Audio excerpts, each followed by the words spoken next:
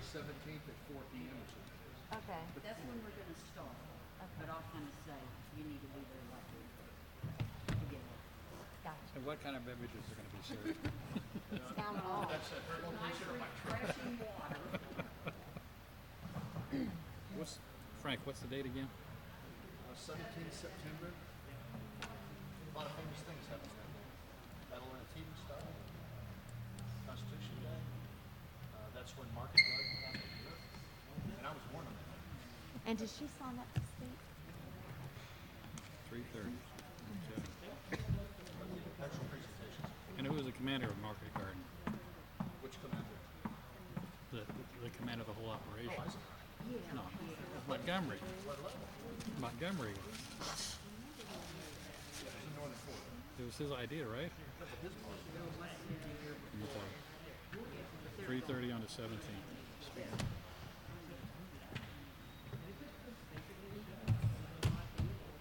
How you doing, Sir Frank? Good.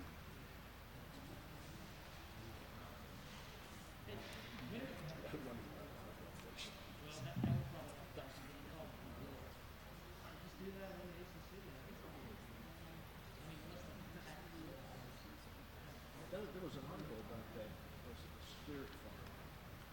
That has to do with one of the people. An article in the Citizen talking about Spirit Farm. Okay. That's the handwriting. Public Oh, up comment? there at How many? Kearns or whatever it is. Three? Are you doing 3 minutes? Okay. I'm timekeeper. I gotta know Okay. those things, cause John's thrown like wrenches at me before and changed it. It's acidic. Yeah. Oh, okay. Okay. So they Oh, had to work with double farm. given their time, so I guess it was. I just wonder whether, the pine needles affected the soil. Of course, we don't have any soil, we just have clay. You might be right. Okay, folks, are we ready? Are they? Okay.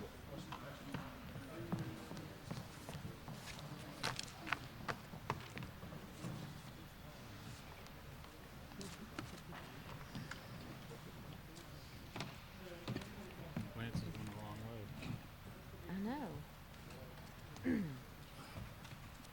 He's getting a Dr. Pepper.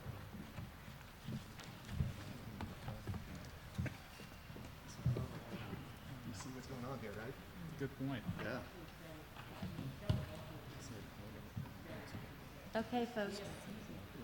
See, here's what I You put 8 minutes in. think. Yeah. That's what I'm saying. You put the letters in at a time. I see what you're doing. Run the clock. Oh, we got 8:10. Mr. Davis, are we ready to go live? Great. Always an angle.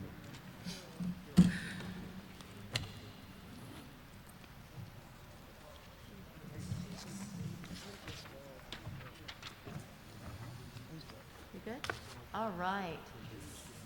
Good evening, everyone. Welcome to the September 7th regular town board meeting this evening. As you can see, Mayor Annarella is not with us this evening. I will be facilitating the meeting tonight. Would like to call this meeting to order, and I would like for us to take a moment of silence. And as we do so, I'd like to make sure that we take a moment to remember 9/11 is the 20th anniversary. It's upcoming. And I'd also like for us to remember those who've fallen due to COVID as well over the last year and a half. So if we may, bow our heads.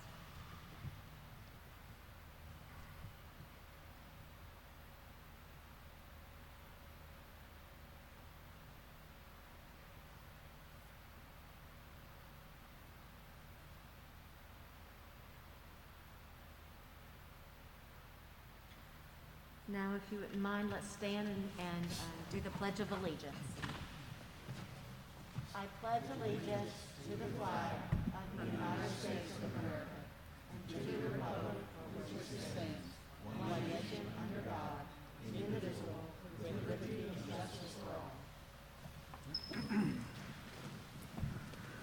Thank you all. And just very quickly, briefly, let's make sure all of our cell phones are on vibrate as we start this meeting. I have a few comments that I would like to say this evening.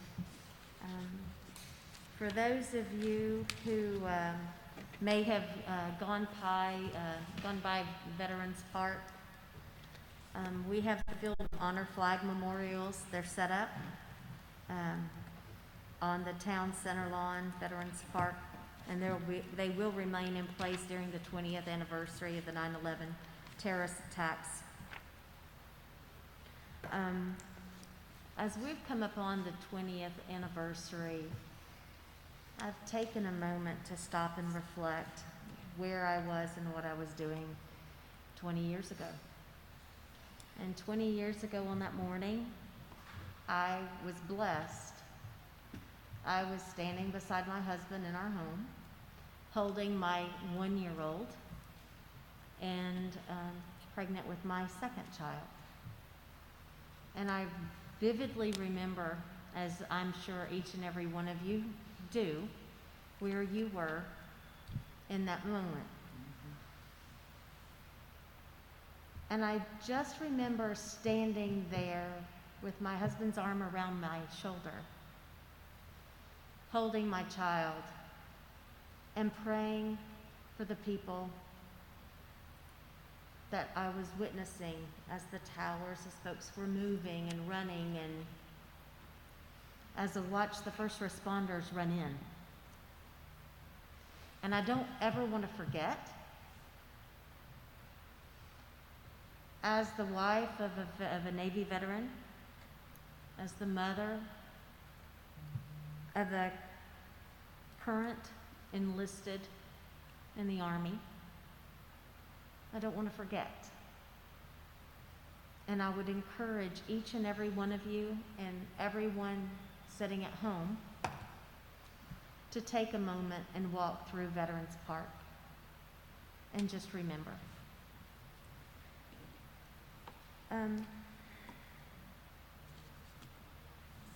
Just remember. So, with that, I would like to continue on with my reports this evening. The first one is going to be my EDC report. And my EDC report this evening is one of good news. The Lake Norman EDC is currently working 51 projects in Lake Norman. Out of the 51, 31 are here in Huntersville. And in addition to the project count, last week, Microban International, headquartered here in Huntersville, as everyone is aware, was featured on the Charlotte Regional Business Alliance podcast, the Charlotte Alliance Talks. And I would encourage you to take some time and listen to that podcast and get to know Microban if you have not, because they are a wonderful addition to our community. And last on my report for this evening is Huntersville residents, please just be diligent, be vigilant. As we know, masking is required indoors, and I received the current update as the rest of the board did this morning. I don't know if you all have had a chance to look at it, but it breaks the COVID cases down over the last 14 days by zip code. And Huntersville has the second highest positivity rate, or cases per zip code currently in Mecklenburg County. So I'm telling you this, just be vigilant and look out for one another as we continue to go through this pandemic. And with that, I have nothing further. Commissioner Boone. Thank you. I'd like to thank everybody for coming out this evening. The Lake Norman Chamber of Commerce. The Chamber will be hosting a diversity program virtually on September 21st at 3 p.m. It's presented by MSC Direct. The program is entitled Launching a Successful Internship Program that Embraces Diversity and Inclusion. To RSVP for this program, please check out the Chamber's website, or you can call for further information. Lastly, the Chamber is accepting applications for the 25th class of Leadership Lake Norman. Applications must be received by the 17th of September to be considered for this program. From the Huntersville Fire Department, the fire department is doing a fundraiser. They will be selling T-shirts for $15 each while supplies last. The proceeds will go to two nonprofits in our area, Purple Heart Homes and the 22 Project. The funds will be donated on the donated in November. This is what the shirts look like. While supplies last, you get this for $15. Station number 1, Huntersville Fire Department, for a good 2 local charities in Huntersville. From the Huntersville Police Department, Huntersville Police Department has put their podcast back up with some new episodes. Please check out HPD HQ. And again, if you see something, say something. Dial 911. Thank you. Trying to think who I go to next. Commissioner Hines. Sure. Thank you. Thanks for being here tonight. I'll keep my report very brief. Last month at the CRTPO, which is Charlotte Regional Transportation Planning Organization, we approved the fiscally constrained roadway list, project list, and if you can imagine, about every road project in Huntersville was on the list. So we just look for alternative funding sources and things like that going, as part of the 2050 plan. So our next meeting is next Wednesday, and they're always the third Wednesday of every month. So we're still meeting virtually, so you can find those at crtpo.org. That's all I have. Thank you. Commissioner Munger. Thank you. Bringing up September 11, just kind of, I apologize. Normally I try and follow a script so I can speak to exactly what I'm thinking at the time, but when you bring up September 11, immediately it brings me back to, I guess, one of the odd things I remember is, I lived in Colorado at the time, so we're a couple hours behind. So by the time I'm driving to work, it's like 8 o'clock, so it's 10 o'clock on the East Coast. Everything's happened and buildings have fallen, and the thing that always struck me is how completely nice everyone was on the road. You could merge into traffic. Everyone was just in that complete state of being stunned by what had happened. And to me, it's always unfortunate that it takes an event like that for people to recognize that we are all human beings, that we are just trying to do what we can to get through this world and, do better by ourselves, do better for our family, do better for our community, do better for our country. And I think, unfortunately, we've fallen into a situation where we become more divisive, we hide behind the keyboard, and I would just encourage people to recognize we're all human beings. Reach out, and if you have something to say to someone, say it to them, and get to know them as a human being, and just try and understand we're all trying our hardest, and we're all up against something, and I don't know, it always stuck with me. And back to our regular script. I hope everyone had an enjoyable Labor Day weekend. Tonight at 6:30 p.m., Habitat of Charlotte Region has information sessions going on. Should you know anyone locally in need of critical home repair, get off Facebook from watching us, get on that call, and online session will also provide information on their home ownership and money matters programs. To qualify for critical home repair, the following criteria must be met. Single-family detached home or manufactured home affixed to permanent location, owner occupied for at least 2 years. Home must be located in Charlotte, Pineville, Mooresville, Troutman, Cornelius, Davidson, Huntersville, or Statesville, and a willingness to partner completion of sweat equity hours, and income of homeowners must fall at or below 80% of HUD median income to be approved. I really hope people try and attend this tonight, and I won't be bothered in the least if you leave us to go check that out, so definitely do that. Also, we had a Huntersville Ordinance Advisory board meeting this week. We went over procedures, a couple other items that we'll be seeing coming attractions very soon. And last but not least, as always, if you have the opportunity to give, please consider supporting our nonprofits such as Angels and Sparrows, Caterpillar Ministries, Bags of Hope, Hope House, and Ada Jenkins. That's all. Thank you. Commissioner Phillips? Yes, I'm just gonna jump into the September 11th talks. I don't have anything wrote down. I was in high school at Hopewell in 9th grade when the towers were struck, and actually one of the teachers who kept me calm is in the audience, and I think back to that, because as a kid, you don't realize how calm an adult is, how important teachers are, and I hope to God I never have to be in those shoes that those teachers and educators were dealt that day. So Amy Hallman, thank you. As an adult, I appreciate it. And also to our planning board member, Derek Partee.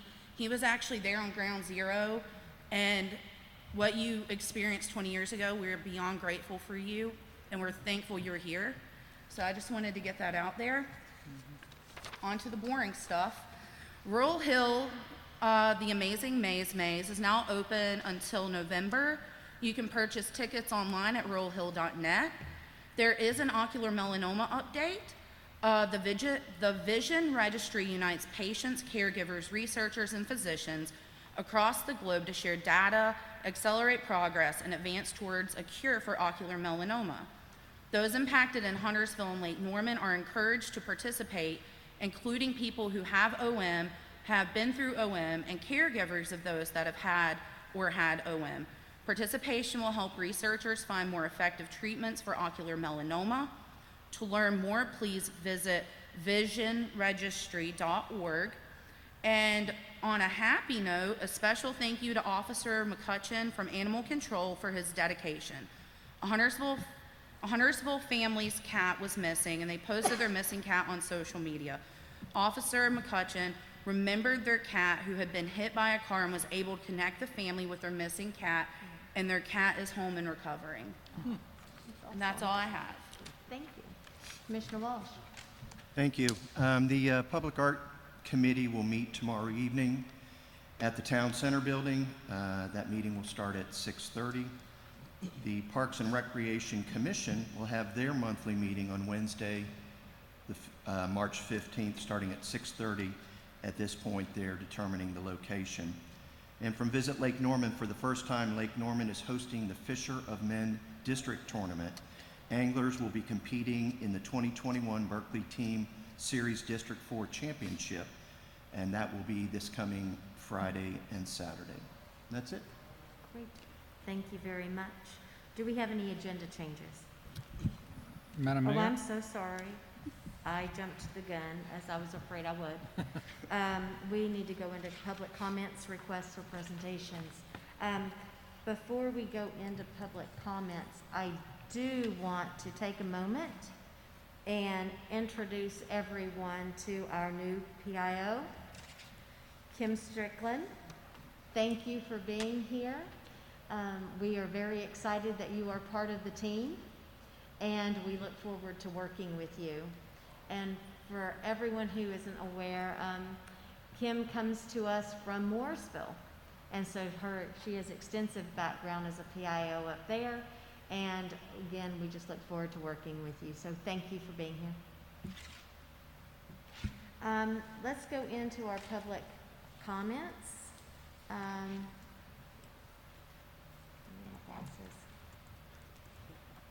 Roy, yes, please.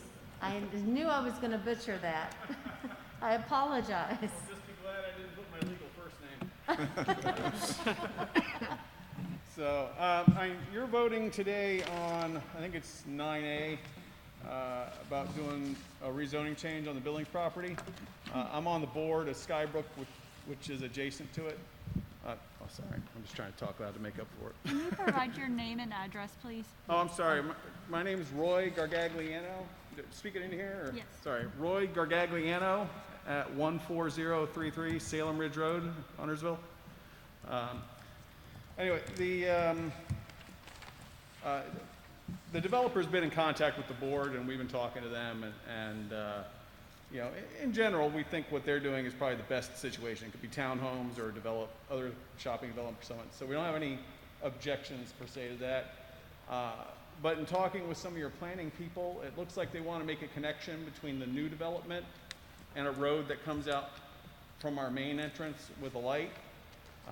And we have some serious concerns about that because the road it connects to, you guys put in speed bumps because the speeding problem was so bad on that. And we're just concerned that you make this connection to another perfectly straight road, a little hilly, but straight, that's just going to extend the speeding problem there.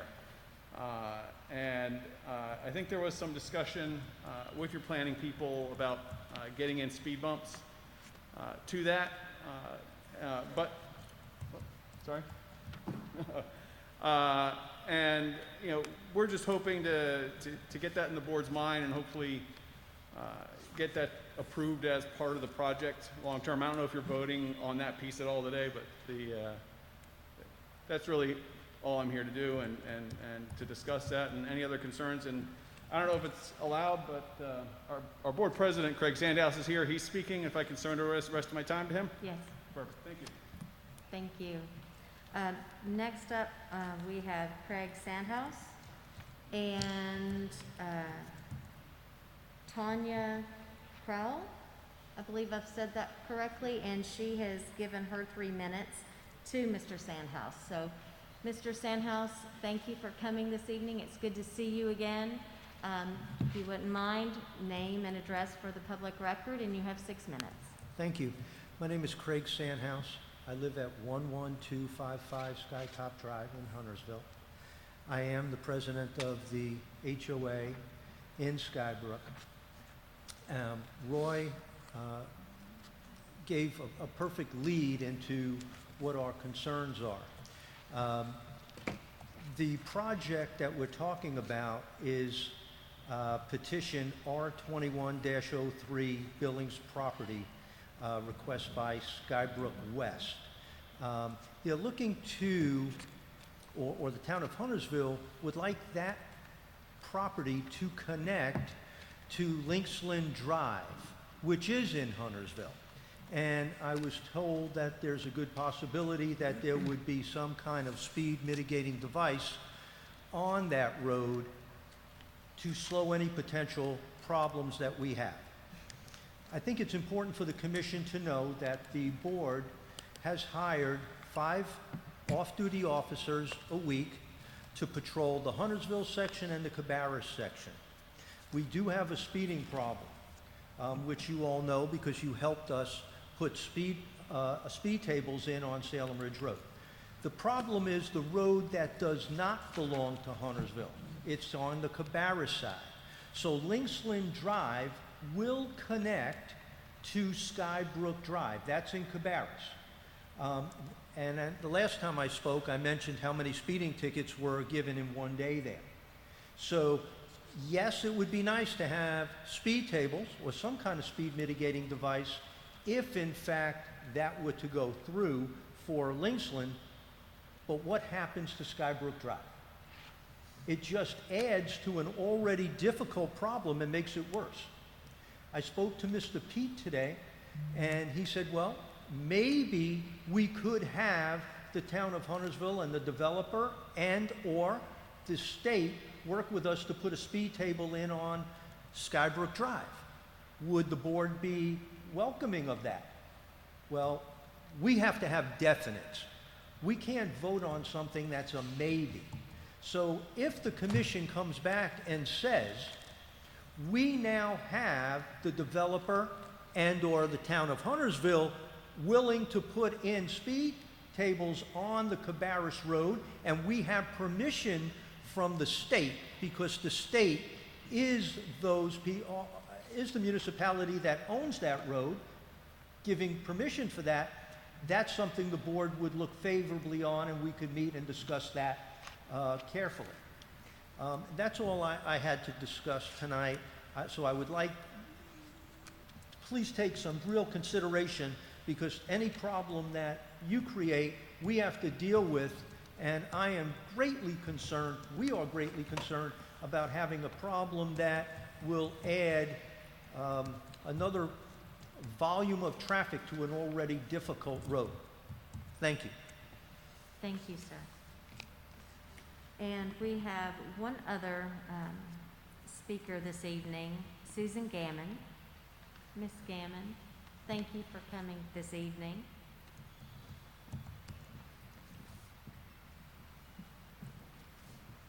Miss Gammon, you have 3 minutes. and Susan if- Gammon, 8912 Deerland Court, Huntersville. Mr. Roberts, Town Commissioners, thank you very much for giving me the opportunity to speak to you tonight. I'm Susan Gammon. My sidekick over there is Eileen Bright, but she lives in Harrisburg. She's not talking tonight. And I am here representing the Alexandrina chapter, Daughters of the American Revolution. And if you don't know, DAR is one of the largest women's organizations in the world. Currently, we have over 190,000 members, and since the founding in 1890, we have welcomed over 1 million members. DAR is a lineage society whose members link themselves to a Revolutionary War patriot. DAR promotes historic preservation, education, and patriotism. So under the patriotism heading, we are going to talk about Constitution Day and Week. President Eisenhower, upon the urging of DAR, signed into law that Constitution Day and Week would be celebrated from September 17th through the 23rd. He signed this into law on August the 2nd in 1956. I have a question for you, commissioners. Who were William Blount, Richard Dobbs Speight, and Hugh Williamson? Does anybody know? My. They were the North Carolina delegates who signed the Constitution at 4 p.m. on September 17, 1787. They had been meeting in Philadelphia with the other delegates since May 14th. It was all very hush-hush, behind closed doors, couldn't talk about what was going on in there. They debated, they discussed, they probably fought a little bit, and finally, after deciding how much power to allow the central government, how many representatives in Congress to allow each state, and how these representatives should be elected, they emerged with a document that has stood the test of time for 234 years, the United States Constitution. So, with that in mind, we ask you to join our chapter on the steps of Huntersville Town Hall on Constitution Day, September 17th, which is a Friday. The ceremony will begin at 4 p.m., so I suggest you get there a little bit ahead. I have been told by 2 people that instead of standing in the front of Town Hall, we should go around to the side because it would be more conducive, not as much traffic. But at 4 p.m., we're going to ring bells. Why are we going to ring bells? Because that's the exact time that the delegates signed the Constitution. When we get done ringing the bells, we are going to present the town of Huntersville with an American flag that flew over DAR Constitution Hall in Washington, D.C. And then we are going to read the Constitution out loud. If you have a copy, bring it along, follow along. If I don't have enough ladies show up, I'm going to elect somebody from the audience and they can help me talk because I don't want to have to read it all by myself. Also, finally, please come out on the 17th of September at 4. We've never done this before. We hope it turns out to be a success. And finally, if you're ever on Jeopardy, and the question is, what day is the only day you can see all pages of the Constitution at the National Archives? The answer is Constitution Day, September 17th. Thank you very much. Thank you very much. All right, there is no one else signed up to speak this evening, so I would like to find out from the board, do we have any agenda changes? Madam Mayor, I have one agenda change. I'd like to add to the consent agenda, item 10, Ellis and Lincoln, to call a public hearing on Monday, October 4th, 2021, at 6 p.m. at Huntersville Recreation Center at 11836 Verndorf Drive on TA 21-12, an amendment to Article 14, the traffic impact analysis. Do I have any other agenda changes?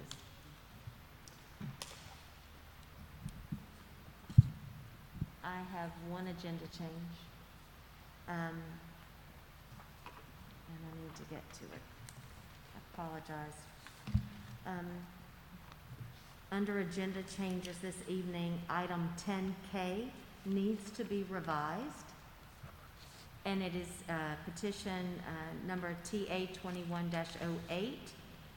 and it is to call a public hearing for Monday, October the 4th, 2021, at 6 p.m. at the Huntersville Recreation Center, 11836 Veerhoff Drive, on petition number TA 21-08, a request by the Town of Huntersville Planning Department to amend Article 8.25.4, swim buffers, buffer delineation, to require an on-site stream delineation by a certified professional for applicants seeking land development permits or property owners seeking to dispute buffer locations. Amend Articles 8.17.12A2 and 8.17.12B1 to require surface water to be delineated by a certified professional, and amend Article 12.2.3 to require that perennial streams shall be delineated by a certified professional. So, Motion to approve the agenda changes. Second. I have a motion, I have a second. All in favor? Okay. So let's go ahead and open up our first public hearing, item 8A. Conduct public hearing on petition R21-10, a conditional rezoning request by ADE 883 LLC to rezone 10401 Hambright, parcel 017-40303, from corporate business to corporate business conditional district to reduce the planting requirements of the 80-foot corporate business buffer. Mr. Priest? I think we're going to defer that. I'd like to make a motion to continue the public hearing for petition R2110 until October 4th, 2021, at 6 p.m. to be held here at the Recreation Center. Second. I have a motion, I have a second. All those in favor? None opposed? We'll move on to the next public hearing, 8B. Conduct a public hearing on petition TA 21-07, a request made by Nick Lombardo on behalf of North American Properties to amend Article 4, shopfront building architectural standards of the Huntersville zoning ordinance to allow shopfront buildings to use decorative metal panels such as an aluminum composite material or ACM panels as an accent or trim material. Ms. Spike? Good evening. Good evening, Commissioners. I would like to request for the staff report to be entered into the record at this time. The text amendment that's been proposed is for Article 4 of the zoning ordinance as mentioned. Article 4 of the zoning ordinance specifies architectural requirements for building types.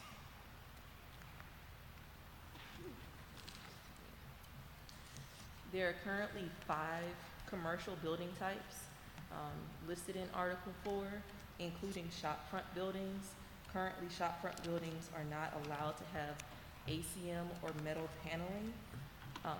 Urban workplace building types are allowed to have ACM paneling, but it is not allowed to exceed 30% of any facade visible from the street. Highway commercial building types are similarly allowed to have metal paneling, not to exceed 30% of any facade visible from the street. Apartment buildings are allowed to have 2 material types, with the heavier material on the bottom, and of course the lighter on the top. And civic building types are not allowed to have metal paneling along any street front building face. Currently, the town of Huntersville has some building types that have the ACM paneling, such as the Whole Foods Market off of 73 and the Charlotte Metro Credit Union along 115.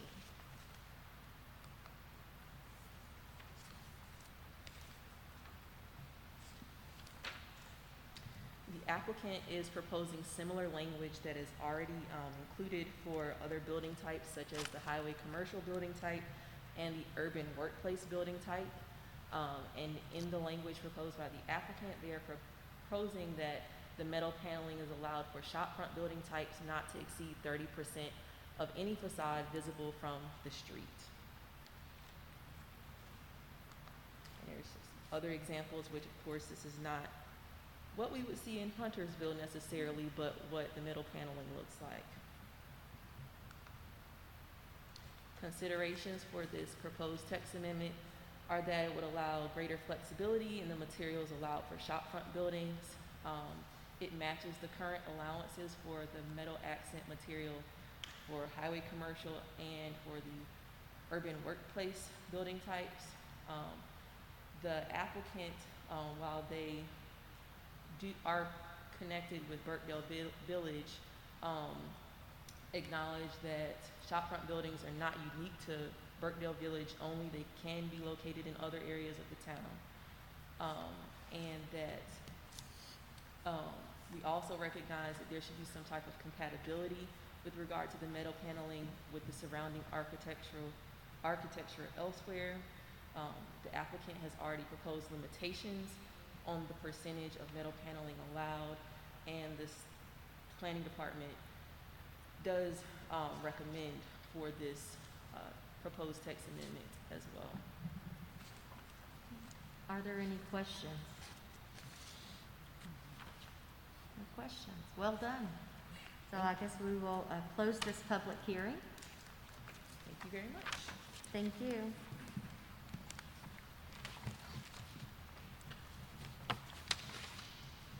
And now we will move on to other business.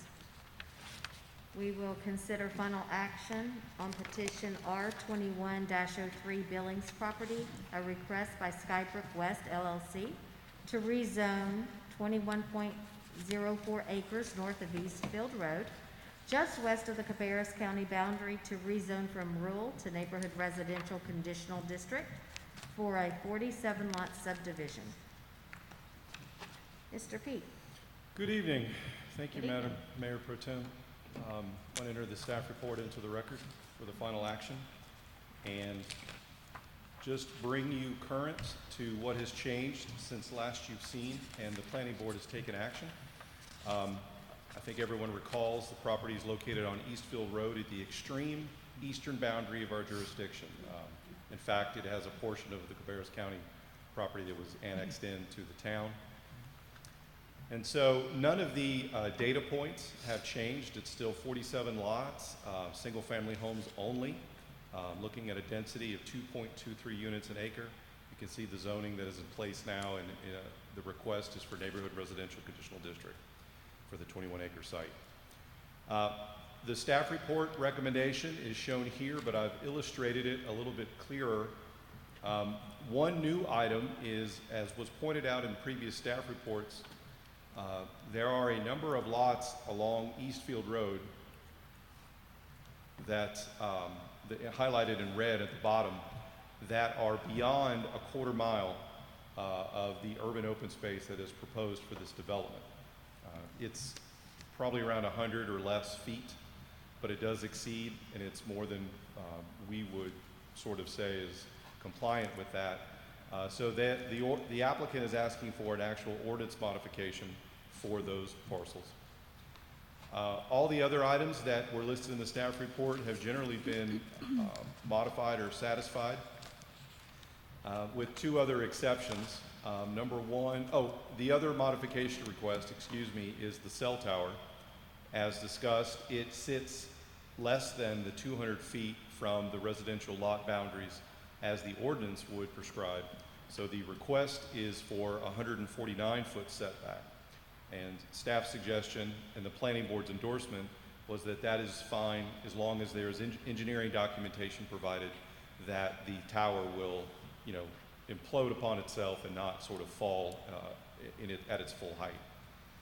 And the last two items that in essence have not been modified for this plan is, as referenced in the public comment period, there was a recommendation only to connect to Linksland in the north.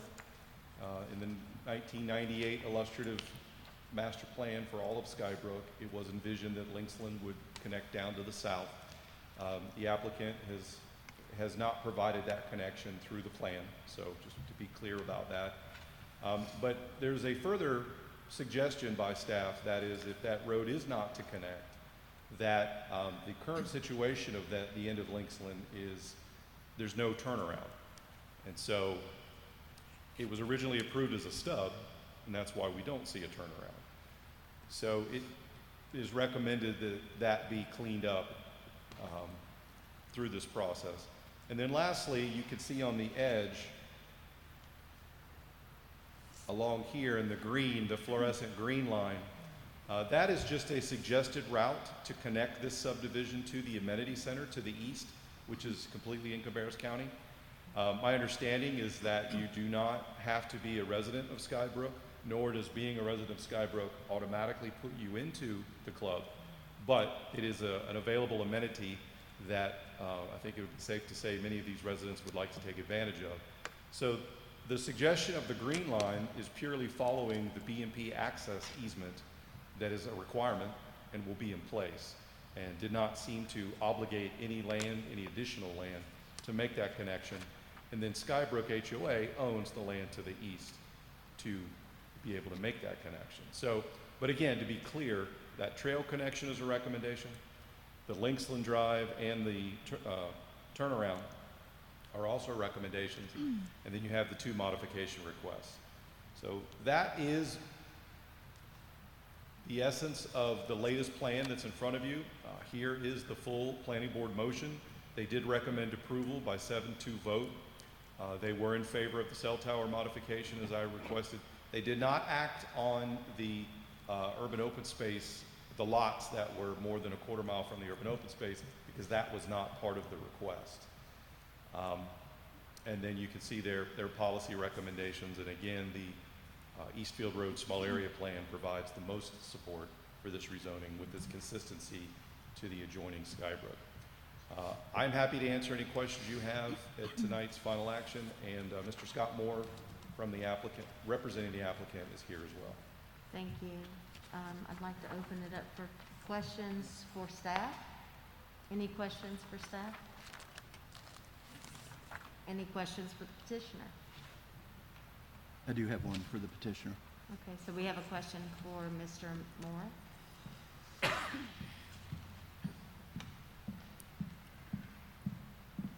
Good evening. Good evening.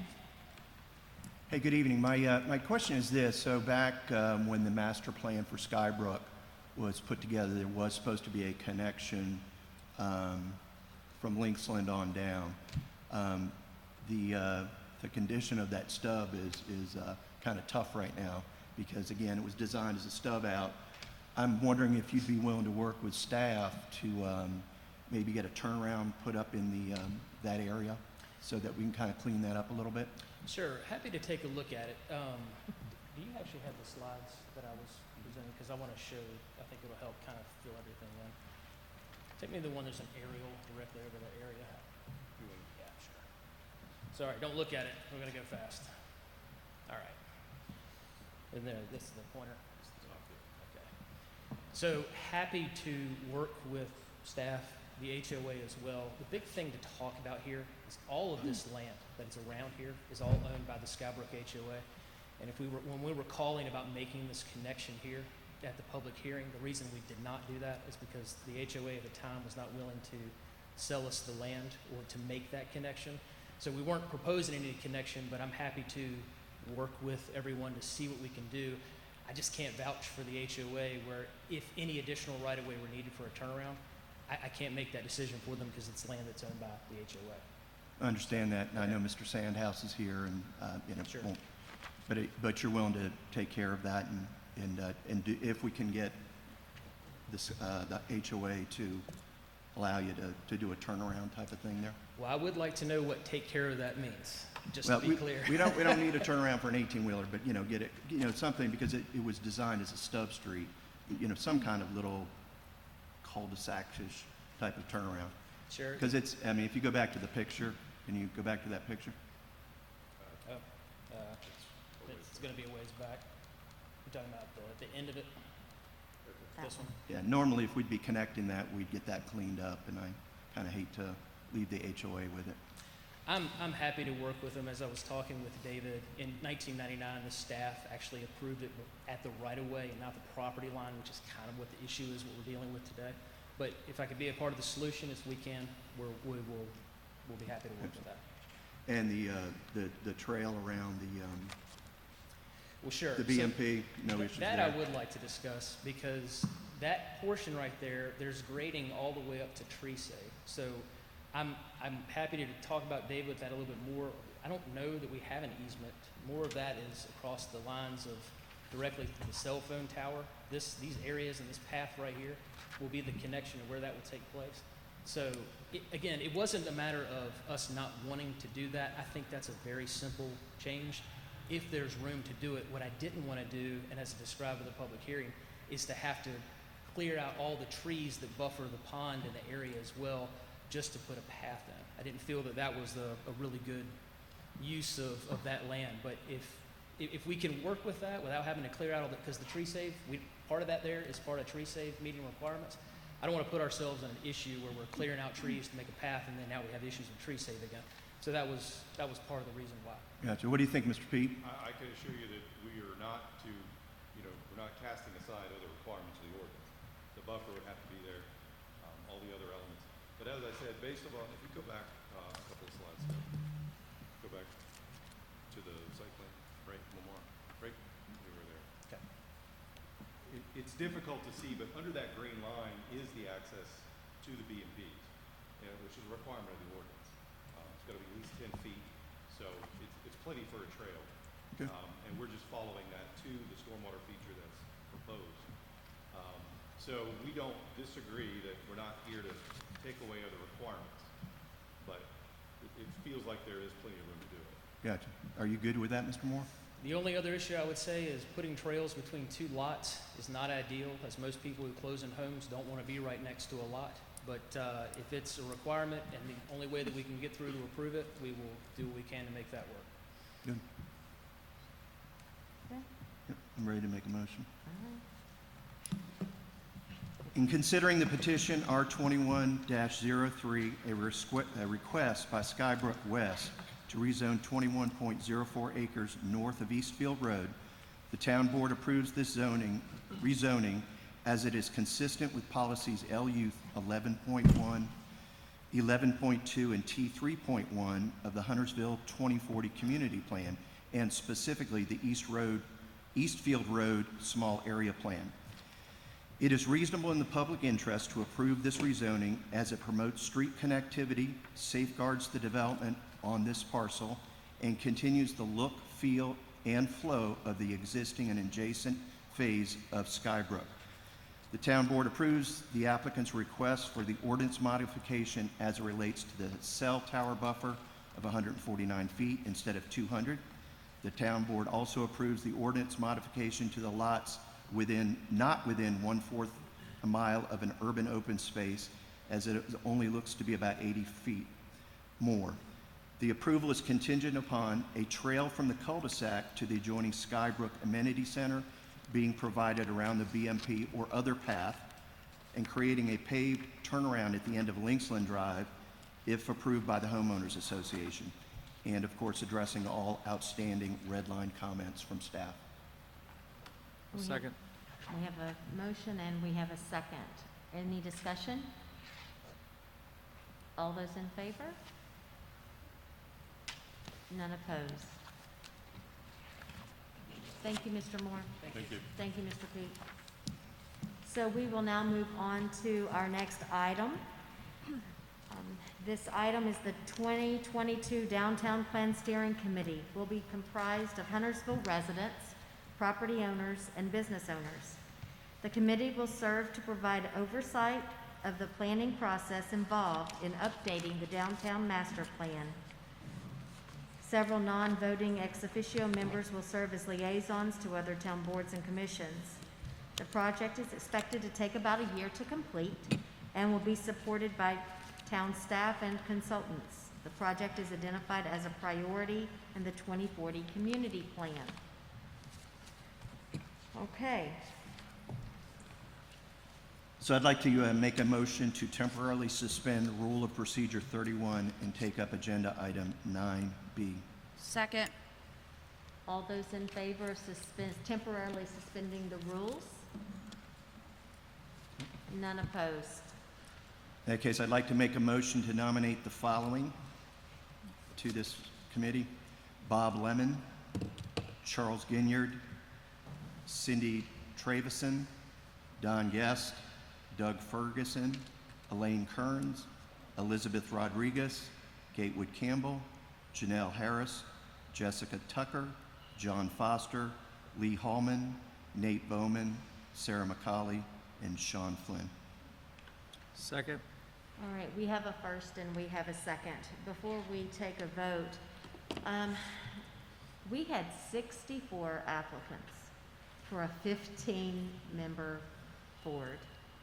And I just want to take a moment and thank every single one of you for your willingness to serve. It's a huge undertaking, and it's one that will help our community move forward and work to revitalize the downtown area in Huntersville. So please, if your name was not called out, I would encourage you to not despair and continue to apply for other opportunities to serve this wonderful community. The fact that 64 people threw their name into the hat for this committee and amongst others just shows how connected our community is to one another. So with that, I'd like for us to go ahead and take a vote. We had a first, we had a second. All those in favor of the 15 names for our Downtown Plan Steering Committee? All those in favor? And there was none opposed. So thank you all to each of you who were selected. Your work begins very shortly. I will tell you that Mr. Hill will be in contact soon to get that first meeting started. So thank you. Let's move on to our next item. Consider approving revisions to the Huntersville Ordinance Advisory Board bylaws. Ms. Sloop. Yes, you all were provided a draft of the suggested edits. The edits primarily dealt with adding the conflict of interest rules from 160D 109. We also added language that would allow for subcommittees within the HOAB. There were a few other slight tweaks. I'm happy to answer any questions that you may have. Any questions for Ms. Loop? Ms. Loop, I have a couple questions. I have to get to my spot. I was looking for your previous email as well. So with this, it says in hold on. We went through the Downtown Steering Committee so fast, I was kind of unprepared. We usually don't move that fast here. And now it's not loading. But it's 1.1, 1.2. Does this state that 1.2B, review concerns from residents, and this talking about HOAB, what their duties are. Review concerns from residents and developers regarding town planning processes and procedures as may be communicated to the HOAB by the planning department staff. Yes. The way I read that, can the HOAB, if a resident has a concern or a complaint, does the HOAB board members, are they allowed to communicate with them or are they not? They can communicate with them as long as it's not in violation of 160D 109. However, what was occurring is that residents were reaching out directly to HOAB staff and asking them to add items to the agenda. We would rather have them take up matters that come through the planning board so that we can document that and that we have a paper trail essentially. It's not to say that they cannot speak with them at all about concerns that they may have, but we want them to follow the proper channels as far as raising complaints. We do have an appeals process with regards to administrative appeals and as far as quasi-judicial matters as well. So we want to make sure that, again, the proper channels are being followed. And if it's for a proposed text amendment, then we need to go through the application process and ensure that the application fee is being paid, that the application is being submitted, et cetera. So my understanding when the board was originally created, planning board, town board, planning staff as well as the HOAB could bring a matter up to discuss. I believe some language in here makes it unclear whether or not the HOAB or HOAB board member can put something on the agenda. Can you talk to that? The HOAB board could suggest that something be added to the agenda. However, obviously, again, if there's a conflict, they would need to recuse themselves. And it really depends on what the matter is. Again, if it's a proposed text amendment from a citizen, that citizen should be paying the application fee and filing the application. Sure. So you're just cleaning the language up to basically say that if the HOAB board member has something they want to discuss, that they take it through the proper channels, speak directly to planning staff, planning board, or the town board, and get them to initiate the matter to the HOAB. Is that correct? Well, as far as the planning processes too, we did leave in their language about if they saw something within the procedural process that they would like to make a suggestion with regards to, and again, procedural is different than a legislative matter. Right. They could bring that up. But the goal here is to make sure that individual developers and individual citizens are taking their complaints to the planning department rather than going through the HOAB and asking that something unilaterally be added to the agenda without having a discussion with other HOAB members. I see. Thank you. Any other questions? Commissioner Booth? Yes, it's my understanding that the planning director and the chair of the HOAB makes the agenda. And if a HOA member is talking to somebody in the community, that member can go to the chair or the planning director to have that item put on the agenda. Is that correct thinking there? It depends really, again, on the facts of that specific matter. If it is for a legislative change, meaning a proposed text amendment, they would need to go through the planning department. I'll give you an example of a case that the HOAB had a couple of years ago at Brookdale Village, where the planning instructions for the buffer on the parking lots was supposed to start at 3 foot. That was the minimum amount that you could plant, and hoping that it would grow to no higher than 6 feet. And we changed that ordinance to read that it can't be any higher than 3 feet at maturity because of safety.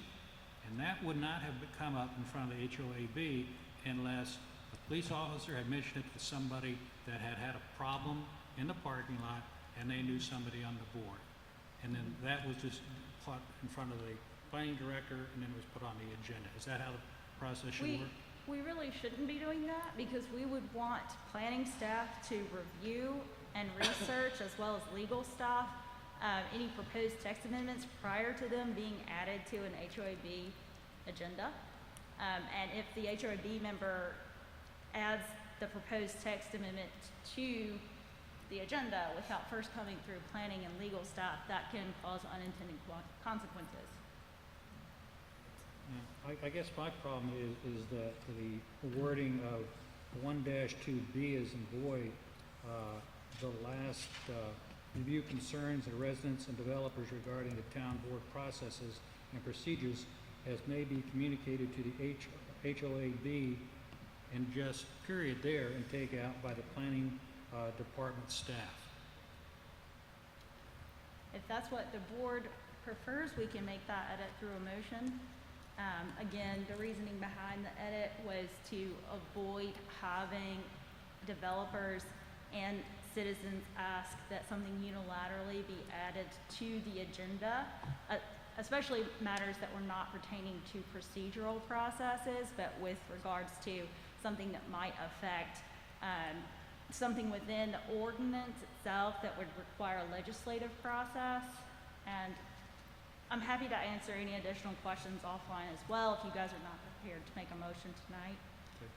So I think what I heard was that by funneling all the communication through planning staff, that it allows the vetting of the process through not only planning staff, but also from a legal perspective prior to it getting to HOAB or along the journey, like getting the heads up. And it also allows for additional documentation in case there was some sort of administrative appeal involved, in case there was a court process involved.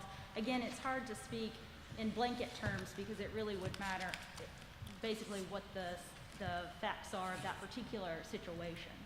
So And this, sorry. this is just tightening up. Yes, correct. It also helps to avoid the appearance of bias, even though bias may not be involved with the HOAB member adding something onto the agenda from a citizen or developer, but it does help reduce the appearance of bias, even if bias is not involved. And it also stems further potential for violation of 160D 109, which are the conflict rules for advisory boards.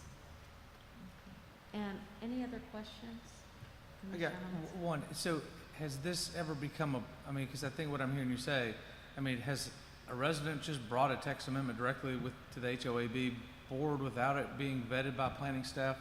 We've had some instances recently where things were asked to be added to the agenda directly through an HOAB member, yes. And up to that point, the staff had never seen any of these requests? To my knowledge, I don't know what extent of conversations planning staff had, but it looked like the citizen had been emailing an HOAB member directly.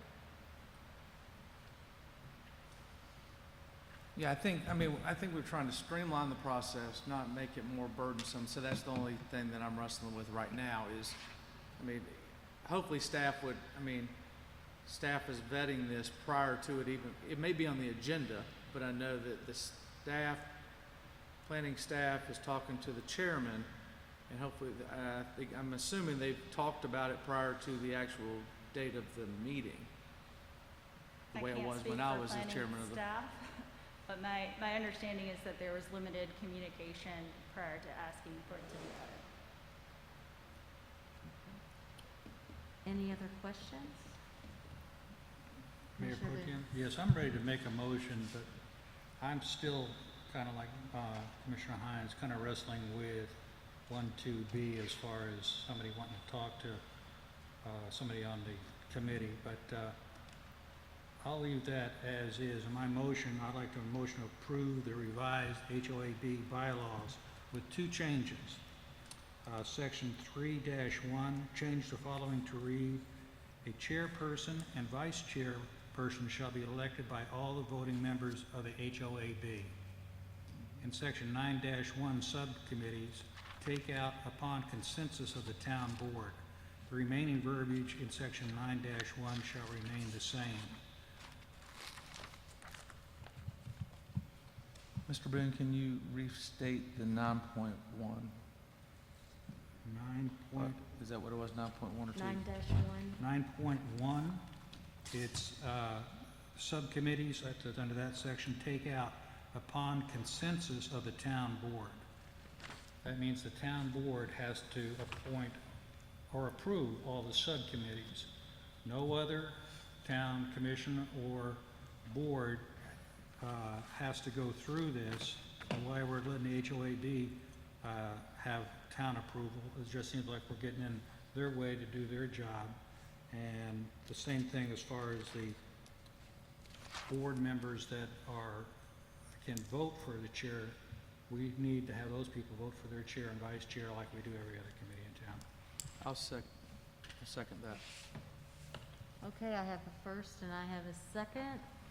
Commissioner Walsh, do you have a I was question? just going to say, I would be in support of the committee, whatever it was, 1 point, whatever it was, electing their own chair and vice chair.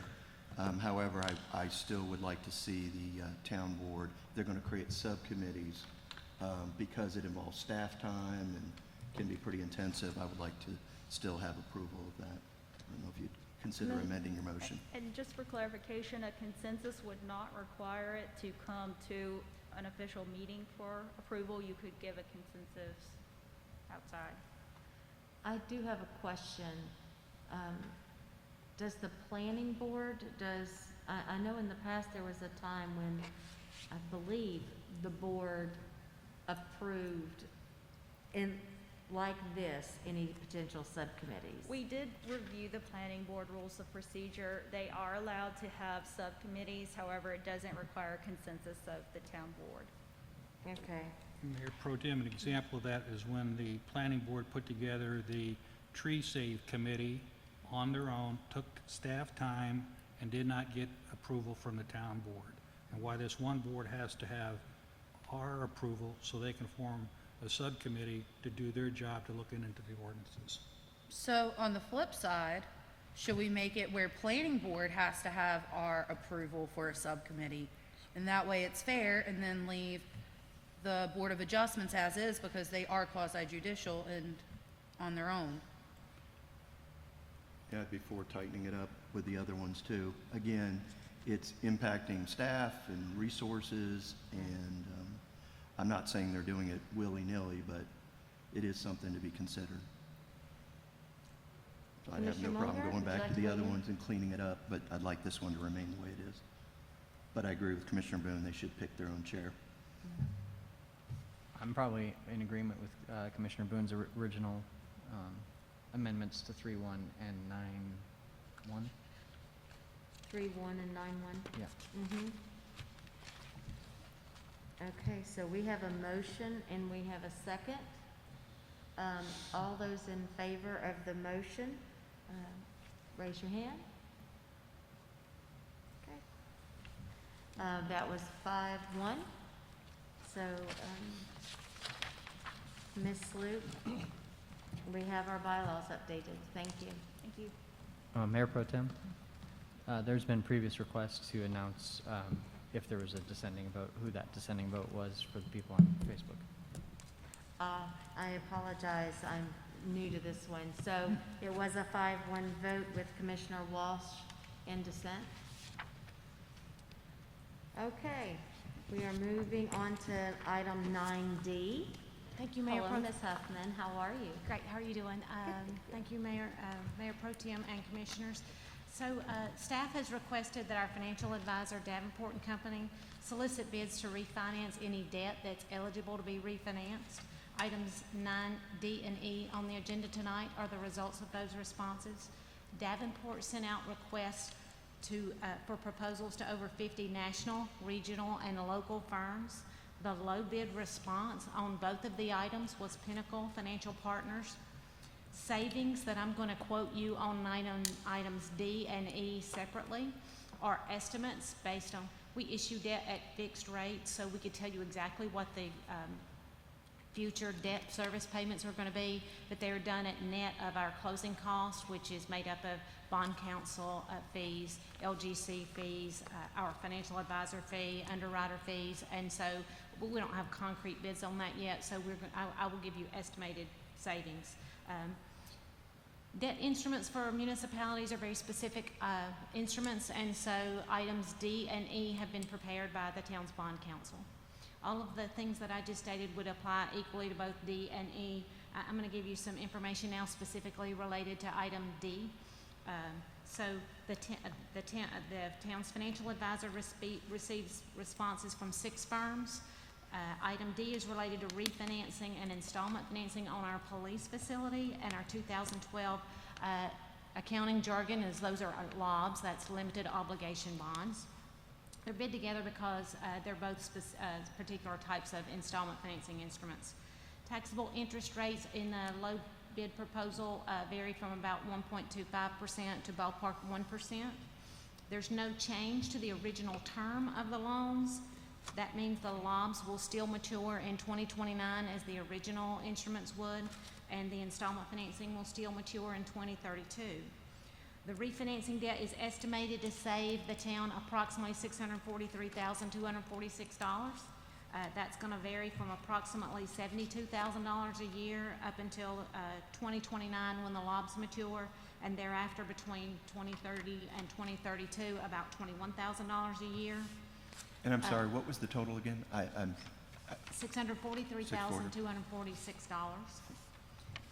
I'd be good with the 643, I'm good. Thank you.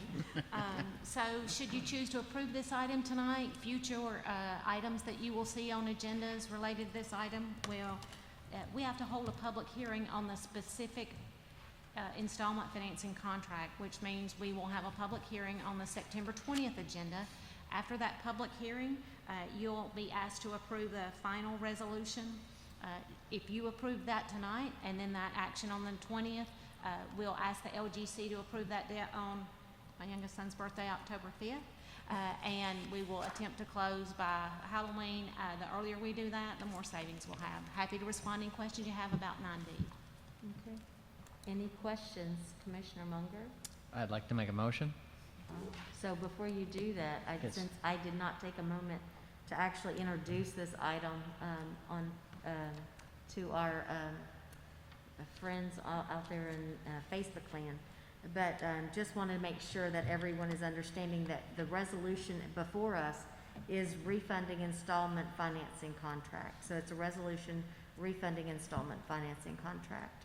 And Ms. Huffman has already laid the case, and Commissioner Munger, I give it to you. All right. I'd like to make a motion to approve a resolution refunding an installment financing contract and calling for a public hearing on same for Monday, September 20th, 2021 at 6 p.m. at the Huntersville Recreation Center. I'll second that. All right, we have a motion and we have a second. All those in favor? None opposed. All right, so next up, Ms. Huffman, 9E. I won't contain my enthusiasm. We're cool with the way this one's been introduced. And this is the GEO refunding, correct? Absolutely. At staff's request, the town's financial advisor Davenport and Company distributed requests for proposals seeking to refinance the town's 2013 GEO bonds. 8 proposals were opened on August 25th, and staff and financial advisor recommend refinancing these GEO bonds with the low bidder, Pinnacle Financial Partners. And over the remaining 12 years on this debt, the town expects to refinance at 1.18% and 1.2%. Did I say that right? 1.518? Yes, There we go. 1.518. And 1.2%, resulting in an estimated savings. And I'll let you tell us the estimated savings. Thank you. I need to reiterate, no change to the term of the debt. So they would have originally matured in 2033. They'll still mature in 2033. We're not changing the term. We're merely changing the, dropping the interest rate from whatever it was to 1.518 to, and then 1.12 after 2023. Estimated savings, 337,000 approximately. That's 337,565 for the me's of the world that like hearing that. Ballpark 28,000 a year over 11 years. It's going to vary a little bit by year. So that 28,000 times 11 is going to give you a little bit shy of 337, but it's going to vary some by year. After approval tonight, should you choose to do so, of the findings and fact and the 2 bond orders, Patty, our finance director, is required by law to calculate the statement of net interest and the sworn statement of debt, which will have to be placed on file with the town clerk, and that'll be available. You'll ask to approve adopting resolutions on September 20th, and then we'll also ask the LGC to approve again on October 5th. Okay, thank you. Do I have a motion? We have a motion. Motion to approve a findings of fact resolution and introduce and adopt 2 bond orders related to existing town bonds. Second. I have a motion and I have a second. Is there any discussion? Comment. Yes, Commissioner Boone. Just as my addition's right, that's $980,000 over these 2 things. Thank you. I just noticed in my notes, I forgot to add that the 2 of those together are 980,000, 980, 911. Just this side of $1 million. Thank you. Okay. All those in favor of the motion? The motion is approved unanimously. Thank you. Motion to approve consent agenda. Second. We have a motion to approve the consent agenda and a second. All those in favor? No. Oh, yeah. Okay. Okay, so motion is approved unanimously on the consent agenda. Are there any closing comments? Commissioner Boone? Good job tonight. Thank you. Thank you. All right, folks. Motion to adjourn. Motion to adjourn. It is a motion to adjourn, except I wanted to say something before we adjourn. Too late. Too late. Okay. Thank you, everyone, for joining us this evening, and I look forward to seeing you in 2 weeks. Take care. Take that vote, take that vote. We're gonna take a vote. that You need a vote? Take that vote. Oh, Take that motion to adjourn? Yeah. All those in favor?